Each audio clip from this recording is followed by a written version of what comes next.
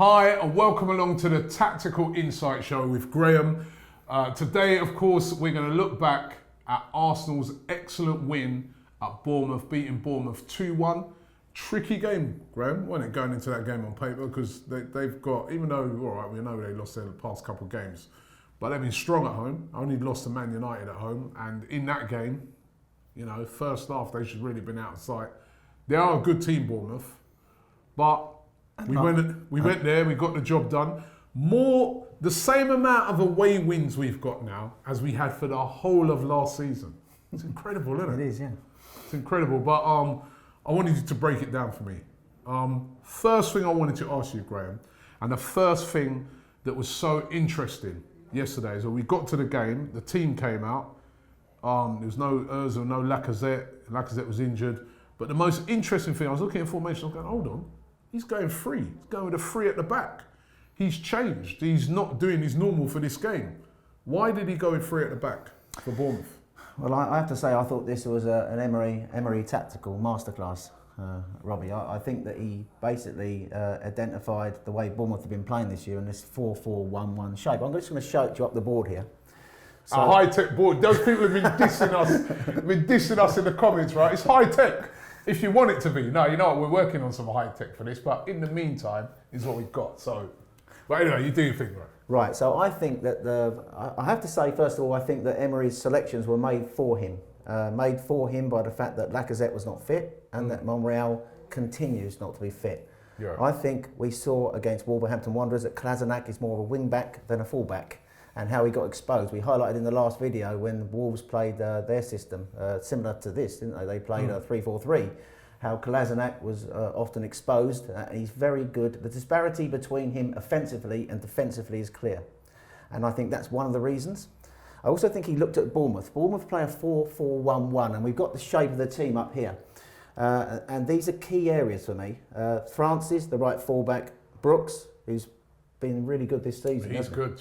And he was playing, while King was injured, Brooks was playing in the hole behind Wilson, but he essentially has made his name this season out wide right.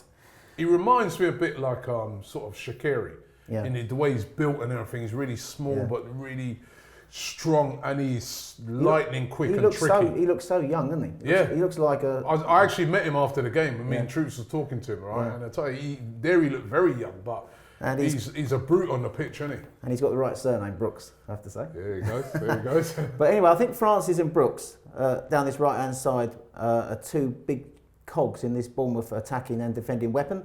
And then they've got Daniels and Fraser. Now, Fraser's been excellent this season in wide areas. He's hurt us in the past. When we drew down their... Sorry, I'm getting mixed up. It's Fraser who's the one that's built like Shaqiri, isn't he? Yes, Fraser. Brooks is the young-looking one. No. Yeah, we met him as well. We met Brooks as well. Yeah. Fraser.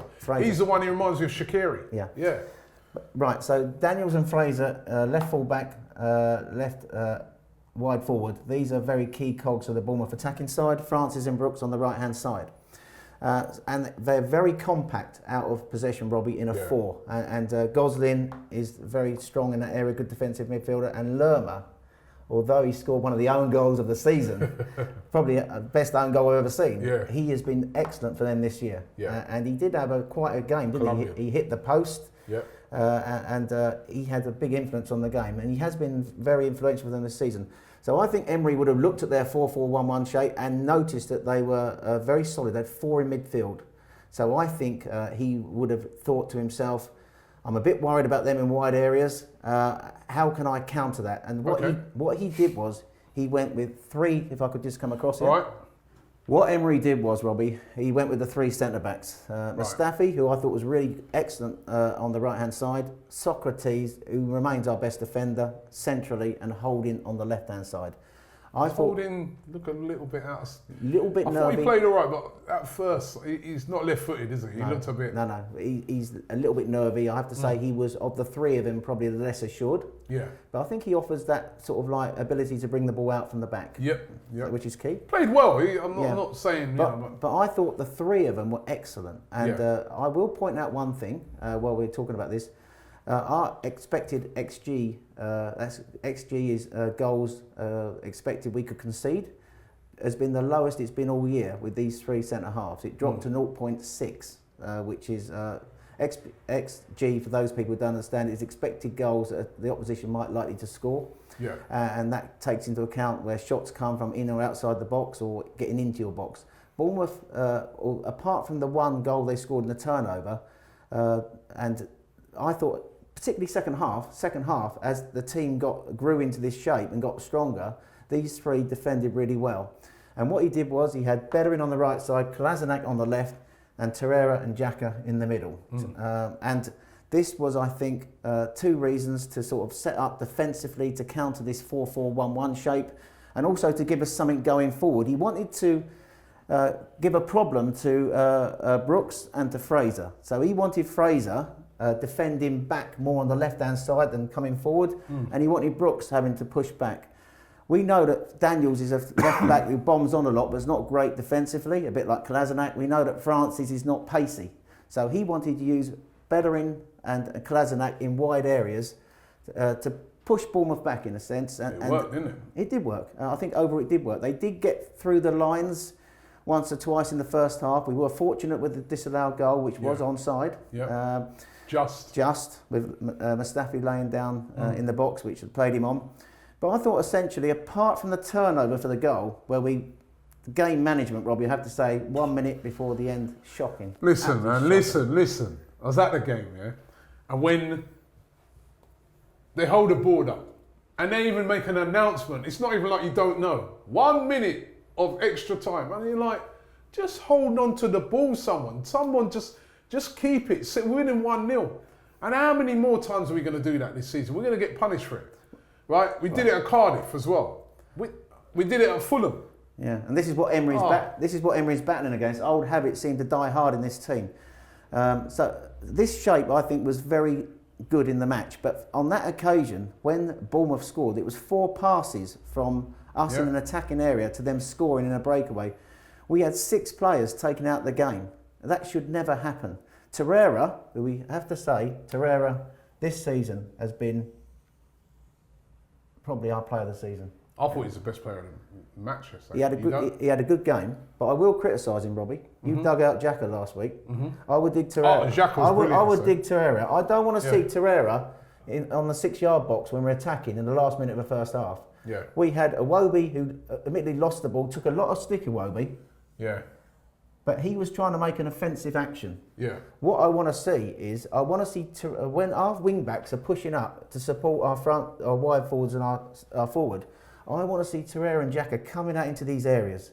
Torreira covering for Bellerin, Xhaka covering to Kolasinac. We noted 2 weeks ago how Wolves do that really well. Yeah. They get back into a shape and we were 1-up in that game. We didn't need to have all our players offensively in their penalty area, did we? And Torreira, as good as he was in just on the 6-yard box, just outside the 6-yard box.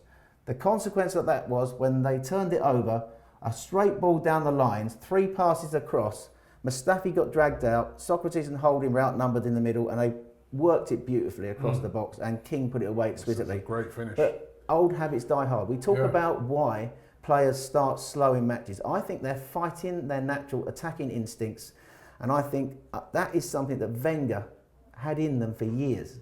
This unaccountability on the pitch, and this is Emery's biggest challenge. I thought tactically it was a great masterclass in the way he set us up, because it did nullify Bournemouth.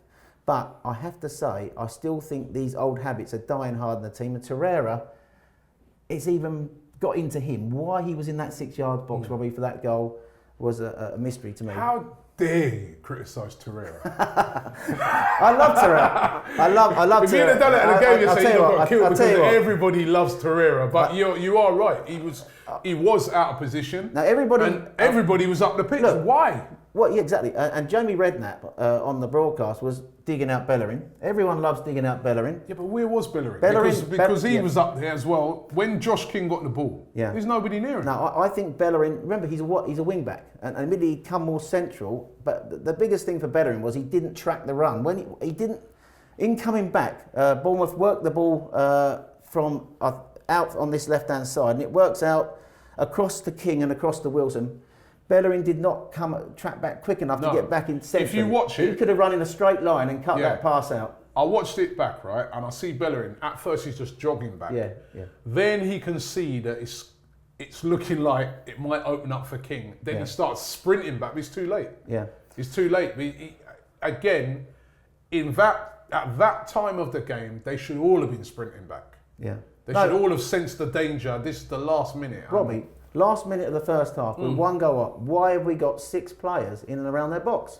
Yeah. They shouldn't be in the position where they're sprinting back. Mkhitaryan and Bellerin on that side did not get back, right? But the criminal thing for me, as good as he's been this year, I will dig him out, Torreira. I don't want to see our holding midfielder in the penalty box between the penalty spot and the 6-yard line, last minute of the first half. He did get forward and hit the post with one shot, and he does punch the ball forward really well and drive on forward a lot more. But I watched him for Uruguay against Brazil at the Emirates a week Friday. And we had, me and my son Cameron, we actually had, we were in the Diamond Club, I think. We had front row. Oh, all right. Diamond Club. we had front row seats. My son's a big Neymar fan, so he wanted to see Neymar up close. But we watched Torreira and his positions in that game. Yeah, it was superb. He did not get into up next to Cavani and Suarez. So why does he feel the need in the last minute of the first half to get up, in effect, in here between these two centre halves? I reckon they would have got slaughtered at half time for it. There's another question I've got for you, right?